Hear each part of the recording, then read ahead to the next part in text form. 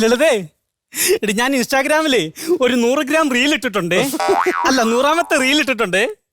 ലൈക്കും കമന്റും ഷെയറും ഒക്കെ തന്നെ എന്നെ ഒന്ന് കയറ്റി വിട്ടേക്കണേടി. കഞ്ഞി വെക്കുവാന്നോ?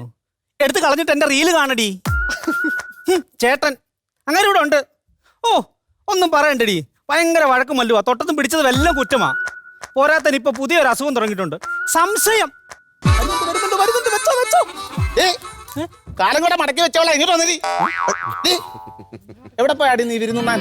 ഞാനെങ്ങും പോയില്ല വിരുന്നുണ്ണാൻ. നീ ഫോൺ ചെയ്ത് പറഞ്ഞല്ലോ വിരുന്നുണ്ടെന്ന്.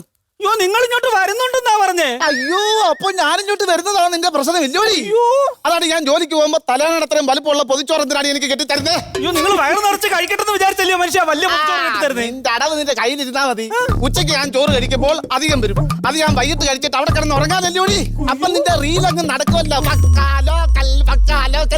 നിനക്ക് വേണ്ടി ഏതോ തമിഴിന് എഴുതി തന്ന പാട്ട.